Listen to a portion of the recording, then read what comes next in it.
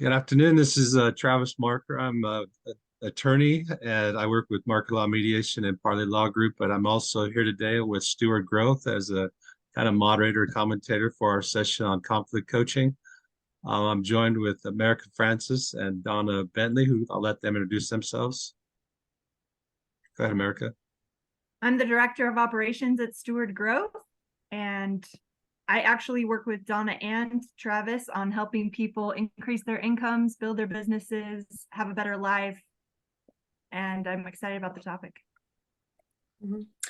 Hello, I'm Donna Bentley. I'm a divorce mediator and owner of Peaceful Divorce Solutions down in Utah County.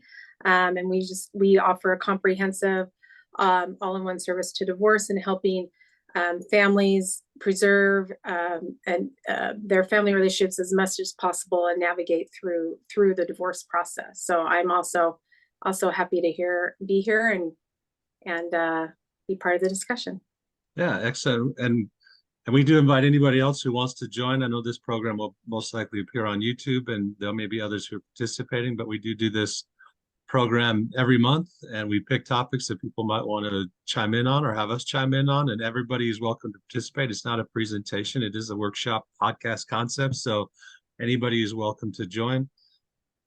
Somebody did ask us to explore managing expectations as part of conflict this month, so I thought that sounded like a fun thing. I've been myself engaging with somebody by text because they were very mad and having frustrations inside their current marriage, and a lot of their anger was the idea of how do we manage expectations about what one party felt party A was supposed to do and what one party thought party B was supposed to do, but they were also kind of the subliminal expectations that were not necessarily being set, and the parties were very upset, right? I mean, because they're trying to say, look, I'm trying to match what I can do and you're trying to match what you can do, but it seems like we are definitely feeling screwed by each other. And so it was good because we were able to talk about some ways that we could play through that. And I thought it's a relevant topic for people who don't want to lose their relationship. Sometimes, like all three of us do divorce mediations, and in those they're kind of getting over the expectation part because it's been betrayed and there's no trust. But when we're dealing with people who are in a relationship that they want to preserve, there is a lot of conflict around people setting boundaries or identifying boundaries or identifying things that don't work for them, but they've been trying, and so they've got a lot of stress. They've got a lot of things that they're like going through. So I think it's a great topic. I think one of the first things I see is that people think they're communicating their expectations. What are your thoughts on that, American Bentley? I mean, like the idea that I shouldn't call you Bentley, I should call you Donna. I know there's a kid in my church named Bentley, so I think that's the one that stuck with me. But what do you think about people thinking they've expressed their expectations and that it just hasn't happened? Oh, that is tough. So I think when people get to know us better, we sometimes make more assumptions. When you meet people and you're newly getting acquainted, you're developing that relationship and that understanding of who does what, and then after a while, you expect that people will pay attention to regular habits, or if we've had this discussion 10 times, do we really need to have the same discussion again? Like one time I had a class that I think is marriage prep or something, and we were talking about those conversations that couples have all the time, because a lot of couples have unresolvable issues sometimes where they just have differences of opinions, different perspectives. And so you can just kind of number the conversation and be like, instead of having the conversation again, this is, conversation 32 or whatever, like, let's not do this again. At the same time, if someone's bringing it up again, that means they haven't felt heard.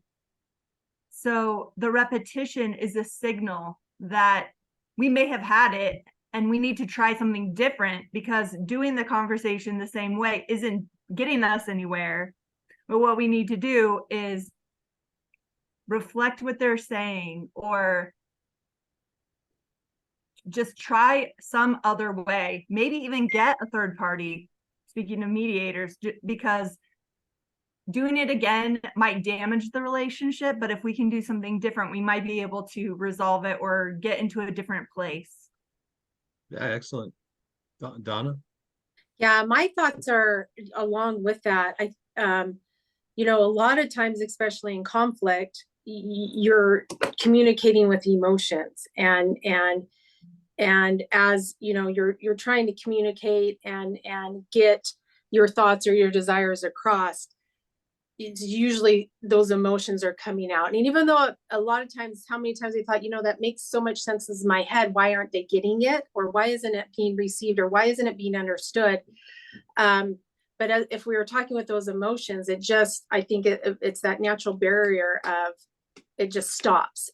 And so we almost, even in my own relationships, I've had to learn, okay, we just need to go back to kindergarten talk and just say, I would like, you know, I do not like it when you do this. And this is what, you know, just go right back to the basics. And it seems very trivial and takes a lot of patience, but that's one thing that I've experienced and found is this, that everybody, and also everybody has a different understanding. Perspective is all over the map, all over the map. And that's why it's really important to try to eliminate and divide, or to separate the emotions from the you know, the words from the, you know, emotions from the discussion. That makes sense. I think you brought up a really good point, that actually you could combine those and say, I do not like this and what I would like, because I think people say a lot of I don't like, but the other person doesn't know what it is that you're looking for. So if you can map out, I want to see this. This The alternative. Like, not that you have to act in a particular way, but if you can describe in a way they can understand what is missing, then they don't have to try and guess what that is. Yeah. That is so good. When we were first married, my wife and I would often say, because somehow she stumbled into like telling me that. So I would realize I was in trouble for something, and I would just say, why don't you tell me what I should have said? Because I clearly didn't say that. And it was amazing, because as soon as I kind of got that pattern and realized that I had completely messed up, I now knew the procedure at least was open, that I could say, tell me what should have happened. Like, tell me what was the ideal thing, because I clearly didn't get it. And so I know that sometimes what had happened though is I might not be completely converted to what I should have done. And so I'll just like regurgitate it to get out of trouble. But I know that you have to actually buy into some part of that solution that's sincere. And that is where it resolved, because like you also identified, America, the idea of being understood is the problem that is causing it to come back, is that the person must not felt understood, and therefore they're here again, right?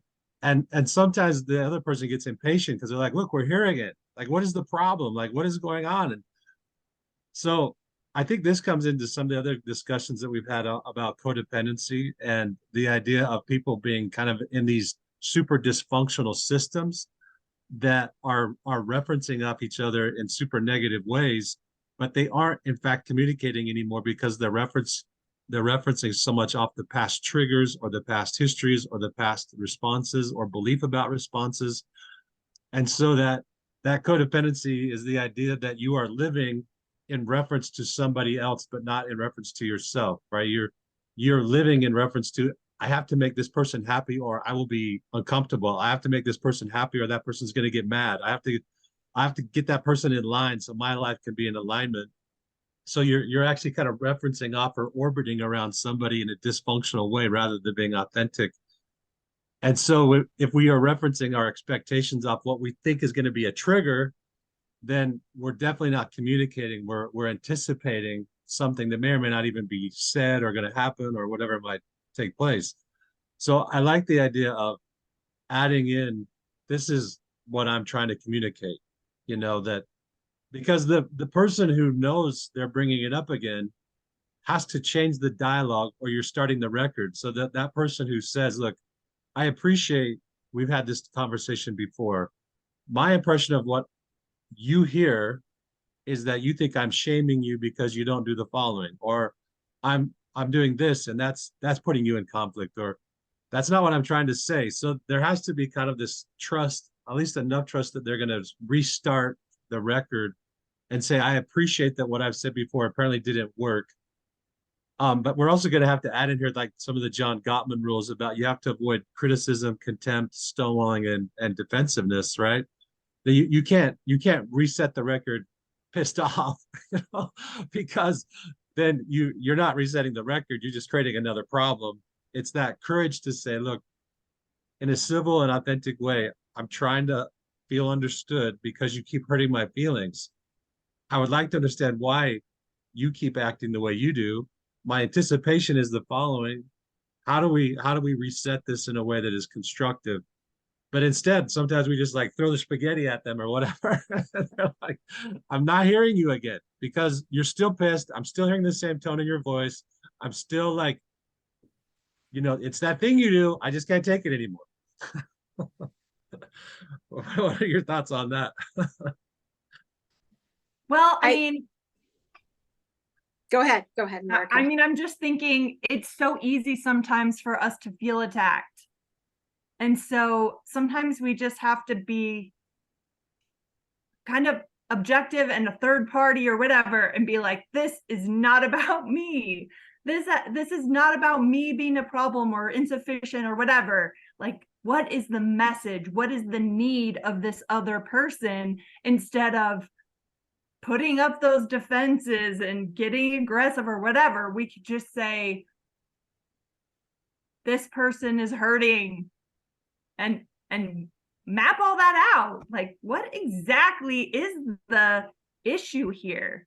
Yeah, well, I think that it's like the courage, right? Because the person receiving the message in the John Gottman cycle has the idea to be defensive or to stonewall. And when you're in stonewalling, you're no longer participating. So you have to have the courage to say, through reflective listening or whatever, help me understand why this is coming up again, or help me understand, because it is about them. It isn't necessarily about the person receiving the message, even though a lot of times in dysfunctional relationships, that's what is being felt. It's about me again. I suck. I whatever, and I just cannot take that I'm in trouble again, right? But if it is coming up, it's a question of having the courage to say to another person, help me understand what's happening. I agree with that. I also think that the ongoing dialogue is really important, so that you discuss little things before they become big things. Because if you keep escalating and adding, and if you put it off because it's painful and then it gets to be huge, then it's much harder to deal with than just communicating and expressing caring and listening to issues, resolving them when they're little. Absolutely. Donna, you had a comment earlier. I was just going to say, a lot of what we see in mediation and in any conflict, really, I think it's also important to remember that it's okay to say, you know what, let's take a break from this conversation. Let's kind of just decompress and take a break, and kind of regroup thoughts and just kind of, compose as well. And I think a lot of times people will feel stuck, like we've got to come to a resolution right now, no matter how adversarial it gets, no matter how heated it gets, no matter how bad the conflict it gets. And then before you know it, you're off in all these tangents and it just becomes a rabbit hole. So I think that's something also to remember, that it's okay to just say, you know what, and set that, try to establish that in your relationship as well. So, I can't talk about this right now, or, hey, can we take a break and talk about this later or tomorrow, and circle back around. Yeah, and I think what you did is that makes a lot of sense, the idea of setting a healthy boundary openly, because you don't want to take away the other person's voice. And so you may say something like, I know this is important to you because it's coming up again. I also appreciate I'm not able to have this conversation right now. but when is a good time for us to maybe have a constructive conversation about this? And I promise that I'll try to participate or something like that, where you're saying I'm hearing you and I know this is important, but maybe this is not the right time.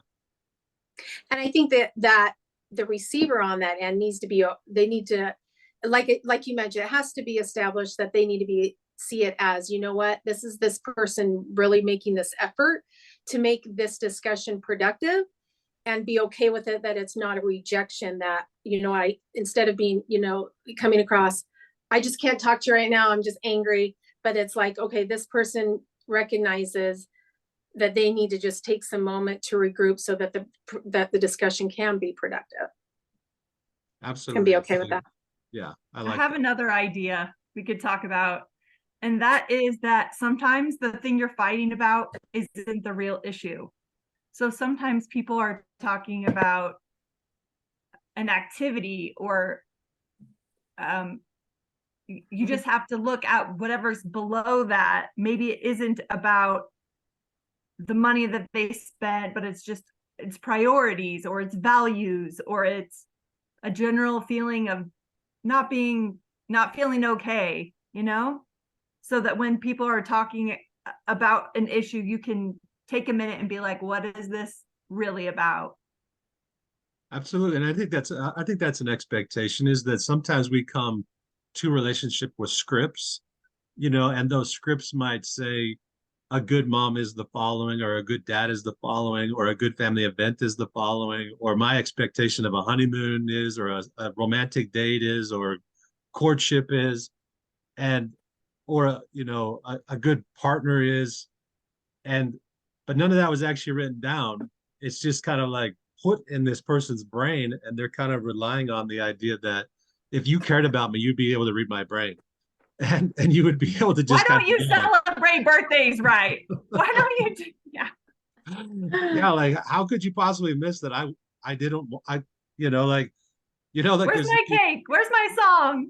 Yeah, like I realized you did 36 things that were amazing for me, but you didn't do the 37th one, which was like the first one on the list. Like, and the other person's like, yeah, but I did 36 things. I did 36. Like that was like what was wrong? Like you just needed the 37th, you know? And sometimes there's that suspension of look, giving the other person grace. Like I did see everything you did, and I didn't want any of those. Well, and what can you anticipate? Before you get into the place where you're disappointed, you need to know yourself well enough to say, I would really like to have these things on my birthday. And if that person does not explicitly know that, you might have to communicate those expectations ahead. Absolutely. That's true, right? I mean, like it's okay to say this would be an ideal birthday for me. And at some point,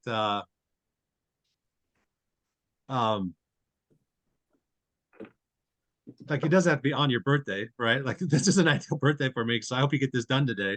You know, like, but at some other place where it was safe, maybe you would say, you know, what's an ideal birthday for you? What's an ideal birthday for you? And you just kind of talk about it, and then it can be there. But yeah, you definitely have to be honest about it. And in a new relationship, maybe it's obvious to people that you would communicate about Valentine's Day expectations or whatever. But after you've been in a relationship for 5 years or 10 years, you might still need to communicate, whether it's changed or not. This is what a really good Valentine's Day would be like for me. Yeah. Because I mean, we don't want to like shut down the person's effort, but sometimes it's also the question of like, what were you communicating to me? Because I guess I didn't get it. You know, like I see all these things you're doing, but they actually didn't reference with me. So how do you? The love languages, right? Then you come up with, how does that person see love? And maybe the gift I'm giving is a loving gift from me, but you have to look at how the other person receives it. Yeah, I totally agree, because I know that sometimes when I do mediations for couples who are not getting divorced, like, but they want to stay together, some of it is the expectation that, you know, party A says, well, when I thought I came home from work, you would have the following things done. And the other person is like, did you ever say that? You know, like, did you ever talk about, like, where does that come from? And the other person, you know, has to say, what did you think I was doing here? Because I I do cringe when I hear husbands say, well, all you do is just sit home with the kids. And if you've ever done that, like that was this is my story. I was in Australia with my wife and I were going to school in Australia, and it just happened that my classes were at night and hers were in the daytime. And I was with two toddlers. Like my son was almost 4 and my daughter was 18 months. And it was amazingly difficult because there's like no rest period where I mean there's continual, like, what's the new event, what's the new thing, what's the new, you know, then we have to eat and then we have to do whatever. And you're like, whoa. And I remember there was a time where she came home and she just put her backpack on the bed, I mean on the couch. And I thought to myself, I cleaned this house all day. Like, you just put your backpack down. And or that she needed to go study it. And I said, "Look, I need some adult time."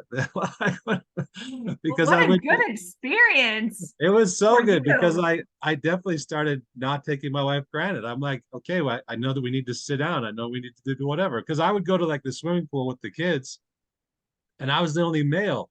And there would be these other moms there with their kids, and we wouldn't talk because I'm like the stranger male, right? Like, and I'm like, I need some adult time.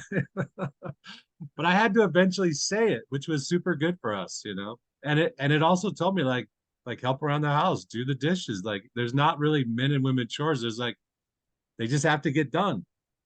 Yeah, like, are you gonna save all those things till the end of the day when she gets back? Yeah, yeah. You just got home from school. Are you gonna do the dishes? Yeah. Yeah. Because then there is gonna be like, well, what were you doing? You know, like, well, We had an expression. When I had a really busy day like that, I'd be like just sitting around eating bonbons.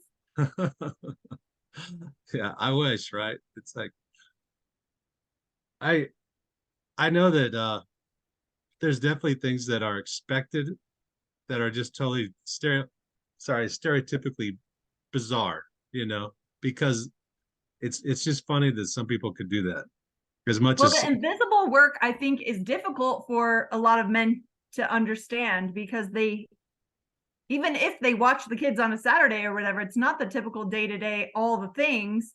And unless that is spelled out and explicit, how could they know all of the things? yeah. And I think that I wonder how many times people try to see, you know, like there's just the expectation that's got to get done this way, and you're like, who's going to do it that way? Well, as long as it gets done, like, they're happy that it's getting done, but they don't see the cost. I was actually talking to a mom the other day, and she said we had a really hard conversation a few years ago. But it's so important for women to bring it up because if they just resent and the guys don't know, then there's no opportunity for change. And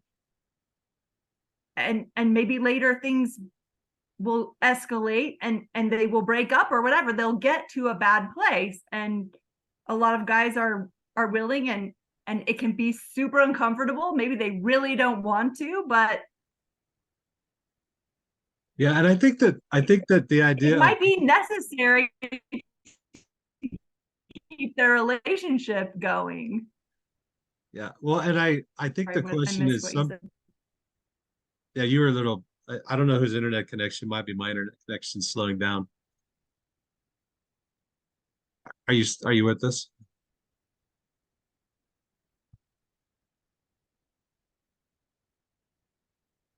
Yeah. All right. So I think coming to that question is when we need to regroup, like, so it's not that we're just talking about it again. The question could be, how do you just do a status check-in on the issue so that you're addressing it, but you're not necessarily attacking someone, right? Like, you can say, I have this thing coming up. During that period where this thing is coming up, I won't be able to perform the expectation. It doesn't mean the expectation is unreasonable, but because I'm going to be involved in this thing, I won't be able to meet the expectation.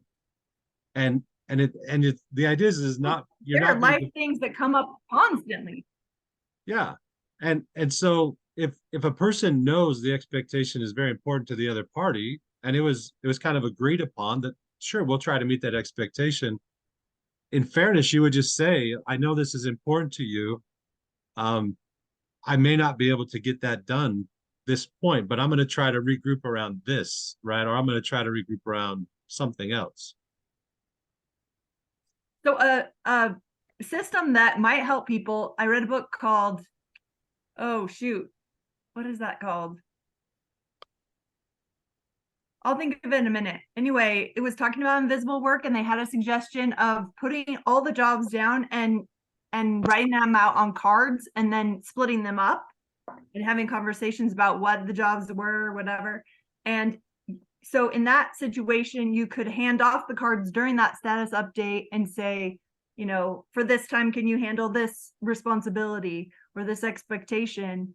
And that was a really great. Well, it sounds like also with those cards, there's probably a discussion around, and this is what it looks like when it's finished. Yeah, You yeah. know? Because sometimes when I clean a room, it doesn't look like when my wife cleans the room, or or like when I have a phone call with somebody, it's not the same way that maybe my business partner has a phone call with somebody. I'm like, It's called Fair Play. That's the name of the book, is Fair Play. Fair Play. Okay. What about how you have expectations regarding risk? How do you think that comes up? Can you give me context? Are you talking about financial risk? Are you talking about kids risk? Yeah, I mean, I think Life risk? yeah, like what's danger in a relationship? What's something that has to be addressed? Because sometimes there's the idea that a person keeps addressing something because they're not feeling secure. They're feeling vulnerable. They're feeling like like they're out in the dark, and the other person's like, oh, I'm totally good. Like what? So there's a website I really like called Marriage Builders, and it talks about independent behavior. And I think some women, probably men too, feel at risk when their spouse has some kind of hobby or other thing that takes them away a lot to spend time with other people, and they're just not around and they don't share those connection times because the person is off or traveling or whatever. And I think, yeah, for sure, people can feel risk and the other person's like, we're fine, and it's a problem because they see things differently and they're not working those out. Yeah, but it becomes problematic when the other person's not just seeing it differently, but they're actually afraid, or they feel tremendously vulnerable, or they're feeling completely insecure. And the idea is not to just tell the person to suck it up, or just get on board. The question is, well, what does this mean to you? How important is this risk to you? Like, or how are you going to carry the risk on your own? I know so that the concept on that Marriage Builders thing is a policy of joint agreement, that if you weren't able to come to a situation where both spouses felt good about it, or partners or whatever, right? If both people didn't feel good about it, then the person would not do that activity or not make that choice because the safety of the relationship was important. But you see, I don't necessarily have a huge problem with that, unless doing the thing for party A is tremendously important, right? Because sometimes that's where the negotiation comes in. Well, that's what I'm agreeing with that. The idea is that if it is tremendously important to party A, but it does have a lot of risk that might impact party B, they have to be able to say, how do we play through this if it goes badly? Because I don't feel comfortable doing this, and you're using partnership resources or family resources to do this thing. I see that it's tremendously important to you, but I need to know how I'm going to be okay, or how we're going to be okay, or how the family is going to be okay, or the business is going to be okay, because we're not on the same page. But you have to prevent the idea that party B is holding party A hostage from, life. I was just thinking about those power dynamics, because if you get into a situation where one party just overrules the other, like, I'm the boss and this is how we're doing it all the time. Oh man. Well, and it may be good for party A to do the things that party A needs to do, but if party B is in a state of perpetual discomfort or insecurity, that person's probably in trauma, right? That the idea of not knowing what's going to work out and what's not going to work out. I mean, they have to have an honest relationship about the risk and say, I love you, but I need you to do this in a way that is not going to impact me. And it might mean we have to get divorced. It might mean we have to do something else. But I can't continually be in a state of trauma because you live in a state of risk that I can't endure. Well, and then we also get to the place where we're talking about who's responsible for whose feelings, right? Like both of us have to act, both of us have to decide and choose and be accountable, because you can't make your spouse feel good or bad or anything, but definitely you should communicate about it. Yeah, and like, so party A, who's the risk taker, should say to party B, like, I appreciate this is freaking you out. I'm not insensitive to that. I also don't know how to live my life another way, but I will need you to, I mean, you have Like to own starting your, a business. Let's say someone quits a job and starts a business. That's risky. And the other person might be like, well, we don't have insurance and we don't have income, and they will have a different risk tolerance to something like that. absolutely. So the question of how does party B say, I just can't assume that risk. And I think the thing that's really important is that if people are civil and authentic, and they're really kind of, they're considering both parties, they can say, I appreciate where you're at and the decisions you'll have to make. But if this is really important to me, I have to do it, right? But they have to be able to let the other party walk away. Like they can't say, well, I need you in order for this risk to work out. The other person can say, that's fine. You have to stay home and handle everything while I go get this degree. Or, some of those, maybe somebody gets married and then their husband decides or wife decides to go get a PhD or medical school or whatever. And it's a really long road. Yeah, if they They didn't didn't commit sign to up that, for that. yeah, people have to have the openness to say, I appreciate you have to make your decision. But the problem is we don't, I mean, we live in Gottman cycles of defensiveness and criticism. And we say things like, well, you've always been a chicken, or you've always, like, you're just like your mom or your dad who've never risked anything in their lives, and look how they live. And it's about, well, I'm going to use whatever tactic I can to like bring you back in because we have such a freaked out cycle of dysfunction. Manipulation. Yeah, manipulation. Control. And yeah. so you can think to yourself, like, healthy people who support each other can hopefully speak openly and honestly about, this is where this is going to happen, or this is how it's going to work out, and I'm going to try to take care of you. But the other person still can say, I appreciate your desire to take care of me. I just, even though we love each other, I can't play through that risk. I need to have security. I need to have whatever it might be. And maybe what you do is you postpone something and build up an emergency fund. Like, it's possible that both of you can have what you need. It doesn't always have to be like, I guess we're done now. Yeah, it yeah. could be like, you have this dream and the two of us can put things in place. Maybe we buy a little house and we pay it off, and then you can go do something that's less comfortable, but now I have the security I need. Absolutely. And maybe that's what party B is saying to party A, is like, I see it's really important to you. I'd like to also make it work, even though I don't have that same desire. But maybe we could put it in a different category or down the road a little bit, so that the person hasn't just said no, or I'm walking away, or I just can't take you anymore. But it's like, yes, or yes, if, or yes, like, I totally want to support you. So like, play around with me, because I'm almost there, but I need some things to be put differently.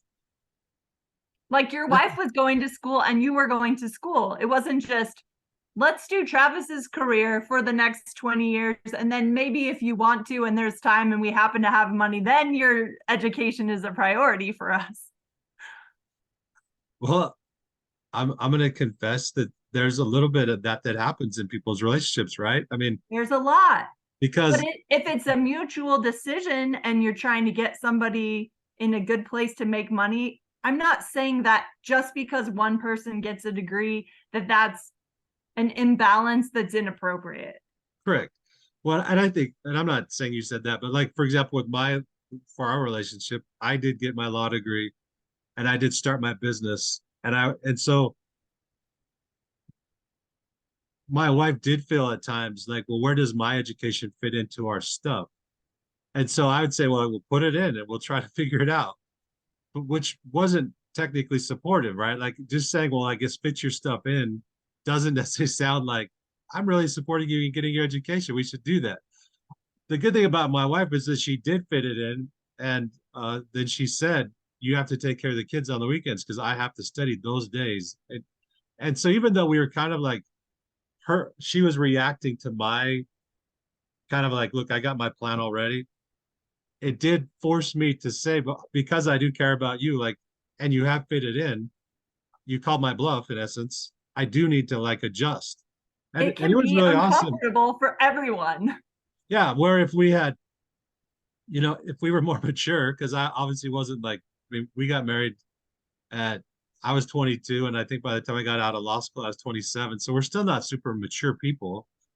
But if I had been a different person and a bit more ready for my wife to do education, do all these different things, we could have planned that in and said, okay, now you're going to get your education